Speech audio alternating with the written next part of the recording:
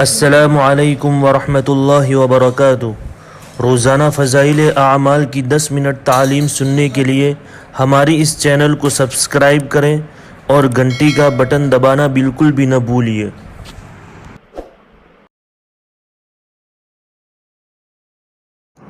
بسم اللہ الرحمن الرحیم۔ حضرت سلمہ ابن اکوع رضی اللہ تعالیٰ عنہ کا تنہا ایک جماعت سے مقابلہ۔ غابہ مدینہ سے 4-5 میل پر ایک آبادی تھی، وہ حضور صلی اللہ علیہ وسلم کے کچھ اونٹ چرا کرتے تھے۔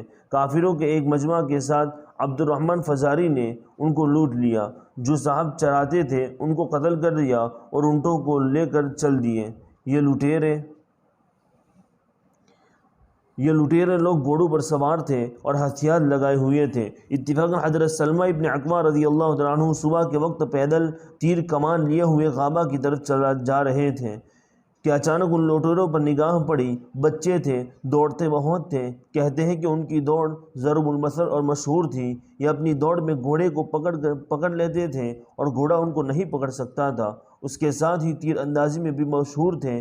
حضرت سلمہ ابن اکوع رضی اللہ تعالیٰ عنہ نے مدینہ منورہ کی طرف منہ کر کے ایک پہاڑی پر چڑھ کر لوٹ کا اعلان کیا اور خود تیر کمان ساتھ ہی ان لٹیروں کے پیچھے دوڑ لیے، حتیٰ کہ ان کے پاس تک پہنچ گئے اور تیر مارنے شروع کیے اور اس پھرتی سے دما دم تیر برسائے کہ وہ لوگ بڑا مجمع سمجھے۔ اور چونکہ خود تنہا تھے اور پیدل بھی تھے، اس لیے جب کوئی گھوڑا لوٹا کر پیچھا کرتا تو کسی درخت کے آڑ میں چھپ جاتے اور آڑ میں سے اس کے گھوڑے کو تیر مارتے، جس سے وہ زخمی ہوتا اور وہ اس خیال سے واپس جاتا کہ گھوڑا گر گیا تو میں پکڑا جاؤں گا۔ حضرت سلمہ رضی اللہ تعالیٰ عنہ کے فرماتے ہیں، غرض وہ بھاگتے رہے اور میں پیچھا کرتا رہا، حتیٰ کہ جتنے اونٹ انہوں نے حضور صلی اللہ علیہ وسلم کے لوٹے تھے وہ میرے پیچھے ہو گئے، اور اس کے علاوہ 30 برچھے اور 30 چادریں وہ اپنے چھوڑ گئے۔ اتنے میں عیینہ ابن حصن کی ایک جماعت مدد کے طور پر ان کے پاس پہنچ گئی اور ان لٹیروں کو قوت حاصل ہو گئی۔ یہ بھی ان کو معلوم ہو گیا کہ میں اکیلا ہوں۔ انہوں نے کئی آدمیوں نے مل کر میرا پیچھا کیا۔ میں ایک پہاڑ پر چڑھ گیا، وہ بھی چڑھ گئے۔ جب میرے قریب ہو گئے تو میں نے زور سے کہا کہ ذرا ٹھہرو، پہلے میری ایک بات سنو، تم مجھے جانتے بھی ہو کہ میں کون ہوں؟ انہوں نے کہا کہ بتا کون ہے؟ میں نے کہا کہ میں ابن الاکوع ہوں۔ اس پاک ذات کی قسم جس نے محمد صلی اللہ علیہ وسلم کو عزت دی، تم میں سے اگر کوئی مجھے پکڑنا چاہے تو نہیں پکڑ سکتا، اور تم میں سے جس کو میں پکڑنا چاہوں وہ مجھ سے ہرگز نہیں چھوٹ سکتا۔ ان کے متعلق چونکہ عام طور سے یہ شہرت تھی کہ بہت زیادہ دوڑتے ہیں، حتیٰ کہ عربی گھوڑا بھی ان کا مقابلہ نہیں کر سکتا، اس لیے دعویٰ کچھ عجیب نہیں تھا۔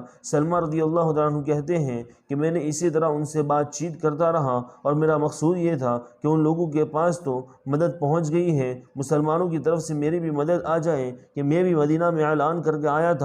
غرض ان سے اسی طرح میں بات کرتا رہا اور درختوں کے درمیان سے مدینہ منورہ کی طرف غور سے دیکھتا تھا کہ مجھے ایک جماعت گھوڑے سواروں کی دوڑ کر آتی ہوئی نظر آئی۔ ان میں سے آگے اخرم اسدی رضی اللہ تعالیٰ عنہ تھے۔ انہوں نے آتے عبد الرحمن فزاری پر حملہ کیا اور عبد الرحمن بھی ان پر متوجہ ہوا۔ انہوں نے عبد الرحمن کے گھوڑے پر حملہ کیا اور پاؤں کاٹ دیے، جس سے وہ گھوڑا گرا، اور عبد الرحمن نے گرتے ہوئے ان پر حملہ کر دیا، جس سے وہ شہید ہو گئے، اور عبد الرحمن فوراً ان کے گھوڑے پر سوار ہو گیا۔ ان کے پیچھے ابو قتادہ تھے، فوراً انہوں نے حملہ شروع کر دیا۔ عبد الرحمن نے ابو قتادہ کے گھوڑے کے پاؤں پر حملہ کیا، جس سے وہ گرے، اور گرتے ہوئے عبد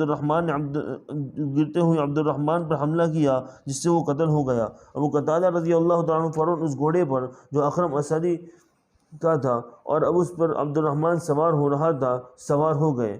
فائدہ: بعض تواریخ میں لکھا ہے کہ حضرت سلمہ نے اخرم اسدی کو حملہ سے روکا بھی تھا کہ ذرا ٹھہر جاؤ، اپنا مجمع اور آنے دو، مگر انہوں نے فرمایا کہ مجھے شہید ہونے دو۔ کہتے ہیں کہ مسلمانوں میں صرف یہی شہید ہوئے اور کفار کے بہت سے آدمی اس لڑائی میں مارے گئے۔ اس کے بعد بڑا مجمع مسلمانوں کا پہنچ گیا اور وہ لوگ بھاگ گئے، تو حضرت سلمہ رضی اللہ تعالیٰ عنہ نے حضور صلی اللہ علیہ وسلم سے درخواست کی کہ میرے ساتھ 100 آدمی کر دیں، میں ان کا پیچھا کروں، مگر حضور صلی اللہ علیہ وسلم نے فرمایا کہ وہ اپنی جماعتوں میں پہنچ گئے۔ اکثر تواریخ سے معلوم ہوتا ہے کہ حضرت سلمہ رضی اللہ تعالیٰ عنہ کی عمر اس وقت 12 یا 13 برس کی تھی۔ 12-13 برس کا لڑکا گھوڑے سواروں کی ایک بڑی جماعت کو اس طرح بھگا دیں کہ ہوش و حواس گم ہو جائیں، جو لوٹا تھا وہ بھی چھوڑ دیں اور اپنا بھی سامان چھوڑ جائیں۔ یہ اس اخلاص کی برکت تھی جو اللہ جل شانہ نے اس جماعت کو نصیب فرمایا تھا۔ بدر کا مقابلہ اور حضرت برا رضی اللہ تعالیٰ عنہ کا شوق۔ بدر کی لڑائی سب سے افضل اور سب سے زیادہ محترم شان لڑائی ہے، اس لیے کہ اس میں مقابلہ نہایت سخت تھا۔ مسلمانوں کی جماعت نہایت قلیل، کل 315 آدمی تھے، جس کے بعد صرف 3 گھوڑے، 6 یا 9 زرہیں اور 8 تلواریں تھیں، اور 70 اونٹ تھے، مطلب 70 اونٹ تھے، 70 اونٹ تھے۔ ایک اونٹ پر کئی آدمی باری سوار ہوتے تھے، اور کفار کی جماعت 1000 کے قریب تھی، جن میں 100 گھوڑے اور 700 اونٹ اور لڑائی کا کافی سامان تھا۔ اسی وجہ سے وہ لوگ نہایت اطمینان کے ساتھ باجو اور گانے والے عورتوں کے ساتھ میدان میں آئے۔ ادھر نبی اکرم صلی اللہ علیہ وسلم نہایت متفکر کہ مسلمان نہایت کمزوری کی حالت میں تھے۔ جب حضور صلی اللہ علیہ وسلم نے دونوں جماعتوں کا اندازہ فرمایا تو دعا مانگی، یا اللہ، یہ مسلمان ننگے پاؤں ہیں، تو ہی ان کو سواری دینے والا ہے، یہ ننگے بدن ہیں، تو ہی ان کو کپڑا پہنانے والا ہے، یہ بھوکے ہیں، تو ہی ان کا پیٹ بھرنے والا ہے، یہ فقیر ہیں، تو ہی ان کو غنی کرنے والا ہے۔ چنانچہ یہ دعا قبول ہوئی۔ ان سب باتوں کے باوجود حضرت عبداللہ بن عمر رضی اللہ تعالیٰ عنہما اور حضرت براء بن عازب رضی اللہ تعالیٰ عنہما دونوں حضرات لڑائی میں شرکت کے شوق میں گھر سے چل دیے۔ نبی اکرم صلی اللہ علیہ وسلم نے بچہ ہونے کی وجہ سے راستے میں سے لوٹا دیا۔